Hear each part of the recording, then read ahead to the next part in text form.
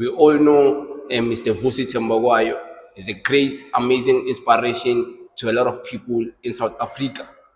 He preaches the talks of entrepreneurship, people standing for their own, opening their own businesses. He teaches about leadership and all different things. Today I came across a clip of him. It was a video, a longanyana video, and it was explaining the reason why we don't make it as black people, whether as Africans from the whole Africa, or black people outside of Africa internationally in the diaspora, or just black people in South Africa as a general. We don't make it because we don't support each other. We don't make it because somehow we always want to track down a black brother or a black sister who's trying to make it out. And we like to call names, and we like to brand people who at least take the hardest way. Maybe someone wants to start a business. We want to destroy his business. But I want you guys to listen to him explain this. I'm going to say something, and this is going to go on the record, so I know I'll be destroyed for this, but it's my truth, so it. Black people were not ready for freedom. We weren't. We were not ready for freedom.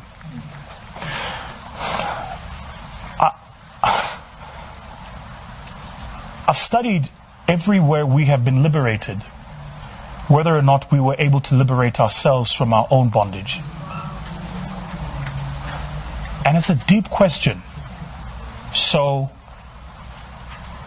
study us as a people. This is not a criticism, it's a reflection. If you differ, I'm happy to share perspectives. But study us as a people. You notice that everywhere where we are in bondage, we are phenomenal at fighting for our liberation. Once we've received it, something goes wrong. And the mindset is pervasive. And it's pervasive, it's invasive, it's insidious. It's like a virus. And if you try and remove, once a virus takes over a cell, it multiplies. And so the reason you can't remove the virus is the only way to kill it is to kill the host. That's where we are. So, when a person amongst us does something, rather than celebrate, we ridicule. Rather than collaborate, we compete. Rather than support, we sabotage. I thought long and hard about why is this? Like it's been bugging me. And then I realized something. That whether it was apartheid, colonization, the Jim Crow laws in the US, all of those systems of oppression had one singularity in communication. They said to black people, only one. That's it. So in slavery days, there was only one house nigger. The rest of y'all worked in the field. When we negotiated for our South Africa, there was only Mandela at Kodesa. All the other political parties had to sit and watch the ANC. When we got our liberation, there was only one Cyril at the board. Only one.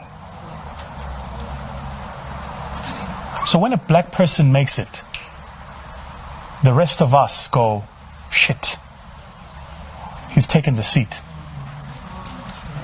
That's why we practice crabs in a bucket. We go, the only way I get that seat is if I'm Tatu Vusi Mbegala. We don't think multiplier. Make sense? So he's going, I want to make a supercar. Nobody's going, how do I make tires for a supercar? We all go, shit, now he's done it. I'm telling guys, this is my most honest reflection on, and I've thought about, do I make it do I share it on social media? I was just like, the time will come. This has felt right, is the time. People will see this and I'll get slated for it, I'm sure. But I'm telling you now, I see it with me.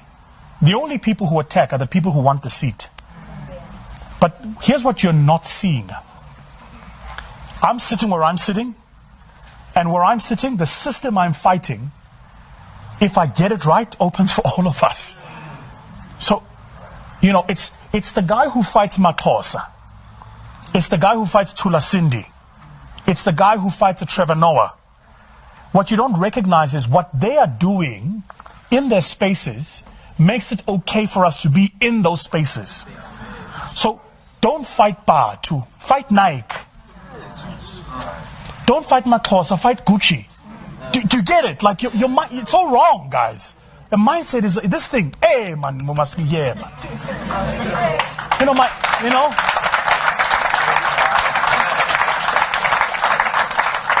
My uncle always says, Ndwanak, how never dula oblanga tanto. How never dula. I know Mzwileke Vusi Thembekwayo is a wonderful gentleman, is a wonderful guy, always speaking sense, always making sense when he speaks. And I believe these teachings should be studied by anyone who's willing to be an entrepreneur.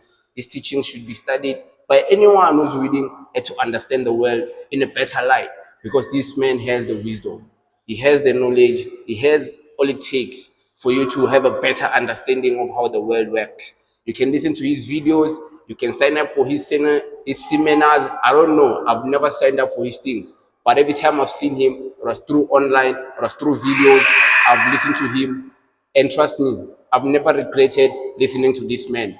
I always get inspired by him, I always get motivated by him. I know many people like to portray him as the enemy. They like to always call him names.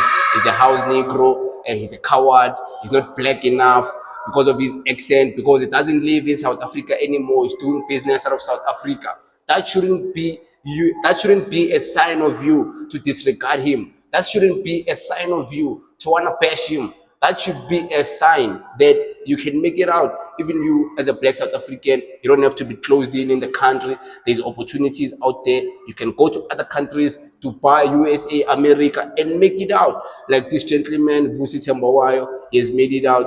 And yeah, I support him continuously. I will support him. And I believe what he's saying, it's true.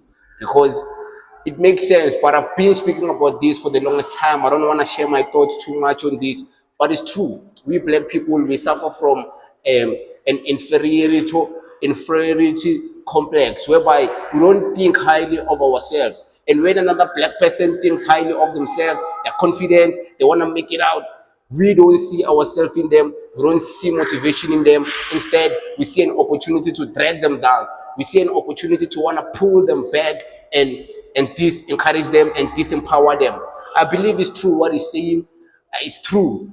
Anyone who says otherwise, I don't know. We as black people, we are the enemies of ourselves. We as the black people, and not just in South Africa, all over the world, we are the enemies of ourselves. And if we don't start to support each other, support our leaders, protect each other, love ourselves individually, love ourselves nationally, in the whole continent, and protect each other, protect the dignity of black people. As long as we are fighting smaller wars, political parties fighting, tribes fighting, we'll never go anywhere. Countries fighting, we'll never go anywhere. And you'll wonder, and you call it generational cases, but it's not generational cases. It's just because you're ignorant and are not willing to adapt and change for the better, to benefit all black people.